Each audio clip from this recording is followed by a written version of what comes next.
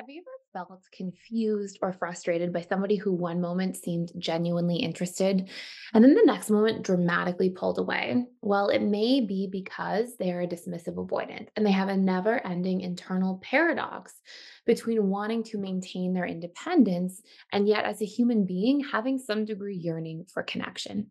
So, join me in this video as we explore the deep dive into three major reasons a dismissive avoidant attachment style may be caught in this trap between pulling away when they get vulnerable and yet also sometimes giving you these intermittent signs of interest.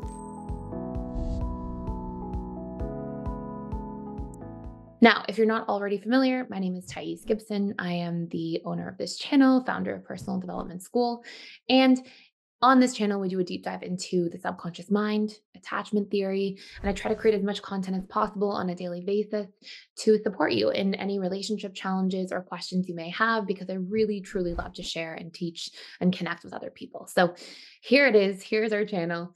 And the first three big tips that we're going to cover here today are going to help you walk away from this relationship dynamic with a dismissive avoidant as a potential dating partner or dating interest and have a lot more clarity and certainty as to what's really going on. So, the very first big reason that a dismissive avoidant attachment style will pull away when they're interested in somebody is because they often have a lot of all or nothing thinking around this concept or idea of readiness for a relationship. As somebody who worked in client practice for about a decade, what I saw all the time with dismissive avoidant clients is they would say things to me like, "Yeah, I see that I have this coworker, for example, that I work with, and this coworker of mine has all these things that I would want to be interested in. Somebody I'm attracted to, somebody who has similar interests and hobbies, and we really get along at work. But I have to distance myself because I am nowhere near being ready for a relationship. And so for me, it's just a hard no. And I don't want to move in the direction of that person." And so they may be building some momentum with somebody and suddenly pull away. And what I mean really by all or nothing thinking is it's sort of this internal dynamic where it's like it has to be we're all in, we're going to date, we're going to be in a relationship, or there's no way, I'm not in that headspace right now. And until I'm ready, I have to just close myself down completely. And so there's sort of this sense of control that dismissive avoidant attachment styles want to exert over themselves when it comes to relationships. And because of this, that will really cause them to create distance. And a lot of dismissive avoidants will also do this thing, still on point number one here, under that same kind of token. You'll hear them say things like, "Oh, I'll date when I have the perfect job and I have X amount of money in the bank, or I'll date when I finally decide, to pay off my mortgage." Or, there's these sorts of dynamics that they can get into where it's almost like they put all these standards on themselves and expectations for when they're going to be ready for a relationship, once they're financially free or things like that. And so it can cause them again to create these big walls and barriers. And part of this is because they have this subconscious desire to keep maintaining distance out of self protection. This brings me to point number two, which is this fear of vulnerability. Dismissive avoidant attachment styles grew up as children with something called childhood emotional neglect. And it's often something that really flew under the radar for the vast majority of DAs. They usually grew up in an environment where maybe like food was on the table, there was a sense of stability in the home, but everybody was kind of like ships passing in the night. And so there could be this really big lack of actual connection. And when a child grows up like that, because they are wired for attunement, what ends up happening is they feel this constant sort of nagging of rejection.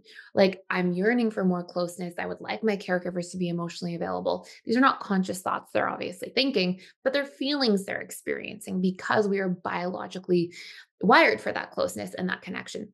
And so when it's chronically missing, eventually they adapt to that by going, "Okay, I'm just going to choose not to need. I don't want to feel vulnerable like this, needing something from somebody and not being able to get it." So they close down altogether as this sort of coping mechanism.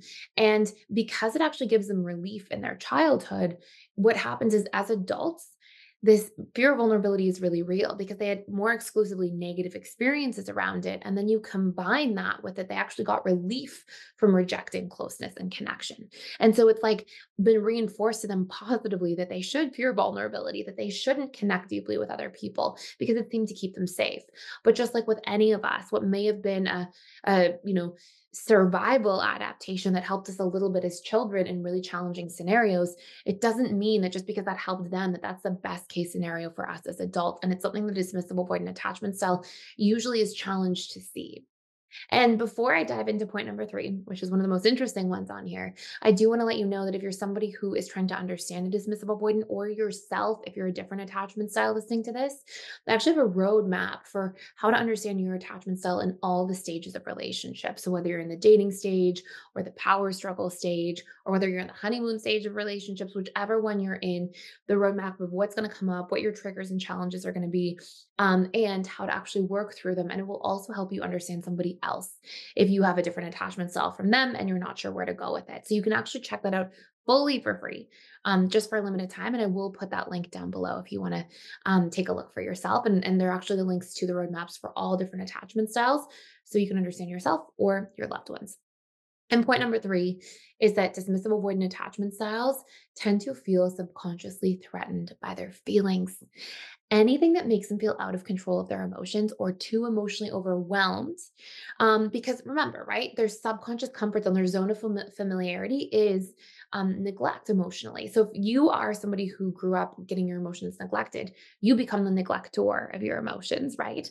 Because that's your subconscious comfort zone. That's what you've learned. And so when somebody makes you feel too much, and if you've had negative experiences with feeling too much and not having your needs met when you had them, then what happens is as an adult, you have these subconscious programs that will cause you to feel like, whoa, I don't want to feel this much. And they'll actually feel threatened and afraid of their own emotions, their own feelings, causing them to need to distance themselves further. And it may be a coping mechanism to push somebody away or to be really shy and shut down really abruptly when they may actually be interested. And I will say one last thing, which is that if you're in a position where you're like, this person's constantly giving me these mixed messages, set a deadline around it. Decide how long you're going to maybe connect with somebody or pursue a potential, love interest with somebody. Don't get stuck in that gray area forever, because some people may actually not be interested if they're not giving you good messaging, right? They may just not be interested, or not be ready for a relationship and not worth trying to see where it can go. So just making sure that you do set a deadline so you don't get stuck in a situation wondering forever if something could work. And I find that to be a really effective approach so that you, as somebody who may be interested in somebody with a different attachment style, don't get stuck in this kind of gray area for too long, because that no man's land in a relationship or dating situation can be a challenging place to be. So set a time period from which you're going to decide, okay, I'm going to move in a different direction. Maybe do what you can to see if there's something there first, but then at least you have the certainty of being able to walk away regret free should it not be something that's able to work out. Hopefully, this video was helpful for you. Thank you for stopping by. If you enjoyed this channel, please consider liking, sharing, subscribing. And I can't wait to see you in future videos.